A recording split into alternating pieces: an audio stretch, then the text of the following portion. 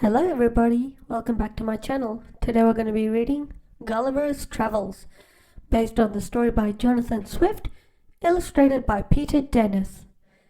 Now this title you might have heard about before because it got a film adaptation as well. Anyways, let's begin. Gulliver's Travels, based on the book by Jonathan Swift, adapted by Gil Harvey, illustrated by Peter Dennis. And here we have the contents. Chapter 1, All So Small. Chapter 2, The Emperor. Chapter 3, Freedom. Chapter 4, War. Chapter 5, Gulliver in Danger. And Chapter 6, Escape Plans. Chapter 1, All So Small. Lemuel Gulliver loved to travel and he loved adventures. This is the story of one of his stranger adventures. It began when Gulliver boarded a ship for the Far East. The voyage was a difficult and dangerous one. Winds howled, storms raged, and the ship was pushed off course. Finally, it hit some rocks and sank. The passengers were desperate. Some tried to escape in a small boat, but it capsized and they all drowned. Except for Gulliver. Gulliver swam for his life. Just as he was giving up hope, he saw land. He stumbled ashore and collapsed on the beach. Soon, he was fast asleep. When he woke up, he couldn't move, not even his head. He was tied to the ground. Where am I? What's going on? Gulliver tugged his hair free and looked around. An amazing sight met his eyes. Tiny men were clambering all over him. "Hey!" Gulliver shouted. "What are you doing?" The men jumped off in fright. Some of them fired arrows which pricked his skin like needles. "Ow!" cried Gulliver. "That hurts!" What were they going to do next? He soon found out. They stopped firing arrows and built a ladder beside him. Then an important-looking man climbed up and shouted in his ear. But Gulliver didn't understand a word. He was hungry, too, so he pointed to his mouth. "Hungry," he said. The man must have understood him because a crowd appeared, carrying huge amounts of very small food. Gulliver gobbled it all. Then they brought barrels of wine, which Gulliver gulped down thirstily. The people gave each other sly smiles. Unknown to Gulliver, they had put something in the wine. In seconds, he fell into deep sleep. The people set to work. 500 tiny carpenters built a wooden cart and dragged Gulliver onto it. Then he was pulled away. Gulliver woke up outside a magnificent temple. He was in the country's capital city, Milando. The people thought the temple could be his new home. But Gulliver, who still couldn't understand them, was very confused. To make things worse, he was chained to the temple. As he stood there, crowds gathered to stare at him. Gulliver was just as amazed. It was like a toy town. Now, if you were as large as Gulliver, what would be the first thing you would do? How would you feel? What would you be thinking? Or maybe, if you were one of the small tiny people, how would you be feeling? Would you be feeling scared? Or would you be curious? Chapter 2, The Emperor. As soon as the Emperor of the land heard about the giant man, he came to see Gulliver. But they couldn't understand each other either. "I need to think about this," said the Emperor, leaving his soldiers to guard Gulliver. He strode off. Everyone wanted a closer look at the giant, but some men fired more arrows at him. "Stop that!" cried the soldiers, seizing the men. "Here," one shouted, "let's give them to the giant to punish." Gulliver picked up one of the troublemakers and opened his mouth. The little man wriggled and howled with terror. He was sure he was going to be eaten. Meanwhile, the emperor was thinking hard. What should he do about Gulliver? He decided to ask his advisors. Let's kill him before it's too late. Anything that big must be dangerous, said one. But as they were talking, two men arrived. They were full of news about the men who had fired arrows at Gulliver. The gods gave them to the giant to punish. He's a joker. He pretended to eat one, and then he let them all go. The emperor was delighted. Let's keep him, he said. Give him plenty of food. Make him some new clothes and teach him our language. Soon Gulliver had everything he needed, but he was still held in the temple like a prisoner. How would you be feeling if you were Gulliver at this point? Chapter 3 Freedom. Gulliver learned the people's language as quickly as he could. Then he asked to see the emperor. Please set me free, he pleaded. The emperor wasn't sure. You'll have to wait, he said. You may still be dangerous, and he sent his men to search Gulliver's pockets. They found his handkerchief, his snuff box, his notebook, his comb, his watch, and a bag of coins. The only dangerous thing they found was his gun, but they didn't know what it was. The emperor wasn't satisfied. He sent a message to Gulliver. Do you have any weapons? Show us, he demanded. This is my sword, and this is my gun. Don't worry, Gulliver said. You can have them. He handed his sword and gun to the guards, and the emperor relaxed. But he still didn't set Gulliver free. Gulliver just had to wait.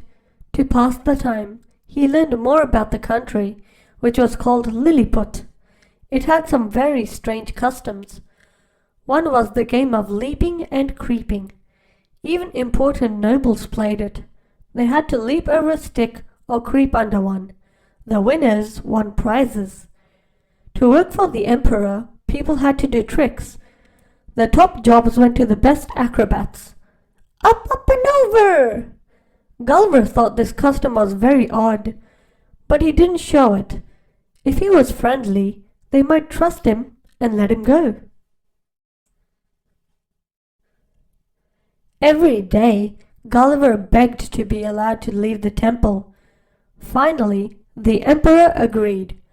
Let him go, he declared. The giant may walk where he likes, but he must ask first, and he must stay on the main roads. I will, Gulliver promised. Free at last, Gulliver set foot to explore the city. All the people stayed indoors to avoid his enormous feet. There he is! He's huge! Gulliver thought he'd visit the palace, but the gate was too small and the walls were too tall, so he cut down a tree from the palace garden and made 2 stools. With a stool on either side of the wall, he could step over into the palace courtyard. Inside, he was taken to meet the empress and her children. Welcome, said the empress. She held out her hand for Gulliver to kiss. Gulliver explored the entire city before he returned to his temple that night. When he fell asleep, he had a smile on his face. Chapter 4 War. Lilliput seemed like a peaceful place, but Gulliver soon found out it wasn't. One day, the emperor's secretary came to see him. We have a problem, he said. There are 2 groups of people in Lilliput. The Tramicsans wear high heels, and the Slamicsans wear low ones. They're bitter enemies, and both groups want to rule. The emperor likes low heels at the moment, so the Slamicsans have more power. But if he changes his mind, war could break out. That's terrible, said Gulliver. And that's not all, cried the secretary. We're already at war with a nearby island called Blefuscu. Blefuscu is going to attack us. "Why?" said Gulliver. "Whatever happened?" "It's all about boiled eggs," explained the secretary. "Boiled eggs and a cut finger." Gulliver was astonished. "Eggs?" he said. "How?" "Ouch!" The secretary blushed. "Well, many years ago, everyone opened their eggs at the big end, but then the prince cut his finger when breaking his egg open. His father passed a law at once. No one was to crack their eggs at the big end ever again. Eggs always had to be eaten from the smaller end." Lots of people refused to obey the law. They were ready to die over it, and some were killed. But others fled to Blefuscu, because their people still cracked their eggs at the big end. "We've been at war ever since, and now the Blefuscu fleet is going to invade Lilliput. You have to help us," the secretary pleaded. "Please!" All those who opened their eggs at the big end, "Charge!" Gulliver listened carefully to the sad tale. "I'll see what I can do," he said. He tried to find the island of Blefuscu with his telescope. It was easy to spot. A fleet of ships was getting ready to set out. Gulliver counted over 50 warships. "What can I do against so many ships?" "I know. I'll need ropes and iron bars," he told the emperor. Gulliver twisted the ropes together to make them stronger. Then he bent the iron bars into hooks. "Now for the next stage of my plan," he muttered, heading to the sea. Gulliver waded in and swam almost to Blefuscu. When he rose out of the sea, towering above them, the sailors screamed with fright. Many dived overboard just to escape. Gulliver hooked a rope to each of the ships and tied the ropes together. Then he hauled the fleet back across the sea to Lilliput.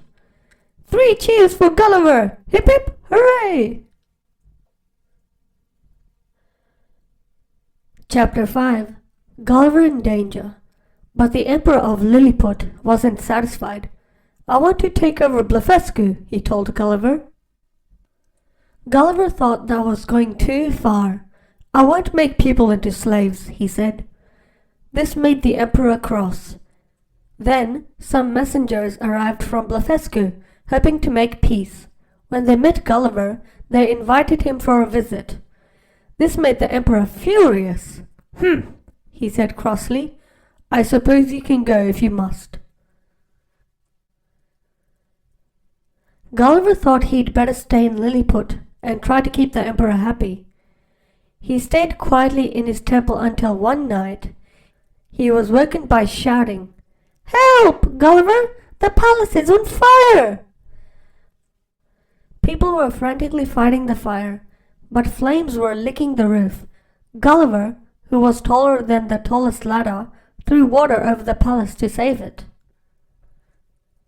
After this, the Emperor was happy again for a while. Gulliver began to enjoy life, although he kept thinking of home. But most people were very kind to him. 300 tailors made him a new blue suit, and 300 chefs cooked him tasty meals every day. That smells good. One evening, the Emperor even visited Gulliver with his family. They all sat down to a wonderful feast at Gulliver's table. Will I ever eat full-sized food again? But Gulliver's problems didn't go away. Flimnap, who was in charge of the Emperor's money, didn't like Gulliver. He said he cost too much. "Your Highness, he eats far too much." "I see what you mean." The Emperor listened to what Flimnap said. It was true. Gulliver was very expensive. Late one night, Gulliver had a visitor, an important noble from the palace. He kept his face hidden. "Listen carefully. Your life is in danger." He had come with a warning. "Flimnap is turning everyone against you. Your enemies have written a list of your crimes. They say you're a traitor," he said. "Gulliver is not to be trusted. Even worse, they say you're plotting against the Emperor. They want you killed. Filmnap wants to set your temple on fire and shoot poisoned arrows at you. Gulliver turned pale. Not all of the nobles want to kill you, the man added. Some say you should only be blinded. But even the emperor wants to give you less food to save money. You must leave now. Chapter 6. Escape Plans. Gulliver didn't waste any time. Quickly, he scribbled a letter to the emperor. I'm off to visit Blefuscu, as I promised, he wrote.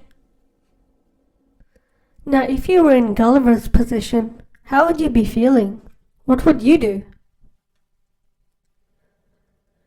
Then he hurried down to the sea and undressed. He piled his clothes onto the biggest ship he could find and waded into the sea between Lilliput and Blefuscu. Gulliver didn't stop until he had reached Blefuscu. The king himself came out to meet him. Gulliver lay down to kiss his hand. "Welcome!" cried the king. "Stay as long as you like. I'm very grateful, your majesty." Walking on the beach a week later, Gulliver spotted something strange out at sea. It looks like a boat. It was a small boat, but a full-sized one, floating upside down in the water. Gulliver rushed to the king. "Please help me," he begged. "This could be my chance to go home. Can you help me rescue the boat?" "Of course," said the king. "Take some ships to help you." Gulliver swam out to the boat, holding ropes from each of the ships. With the ships pulling and Gulliver pushing, the boat was brought safely to shore. Gulliver set about fixing the boat for his long journey home. While he carved a tree trunk to make a mast, some of the king's men made a new sail. The sail was like a quilt, made of 13 layers of the strongest fabric in the land. Soon, the boat was finished. "I'd like to leave now," Gulliver told the king, "but no one at home will believe my story. Could I take some of your people with me? I think your people would enjoy seeing my country." "I can't possibly allow that," said the king, "but you may take some cows and a sheep or two." He also gave Gulliver 50 bags of gold coins. "I don't want you to go," he said, "but I understand why you have to." "Thank you," said Gulliver. "I'll never forget you all." He clambered into his boat and set sail. "Goodbye, Blefuscu," he cried. "Goodbye." After only a few days at sea, Gulliver saw a ship. He shouted and waved wildly, hoping the sailors would see him. "Hello! Help! Over here!" He was in luck. The lookout spotted him. The ship sailed over and picked him up. "Where have you come from?" asked the captain. "A place called Lilliput," said Gulliver, and he showed the captain his souvenirs. The captain was astonished. For a few gold coins and a couple of cows, he agreed to take Gulliver all the way home. And that's the story of Gulliver's Travels, based on the story by Jonathan Swift, illustrated by Peter Dennis. Now, if you were ever in the position of Gulliver, what would you do? How would you feel? Or imagine in this real world, while you lie in your bed, the next day you wake up, and you're humongous. How would you feel? What would you do? Anyways, that's Gulliver's Travels. Bye-bye!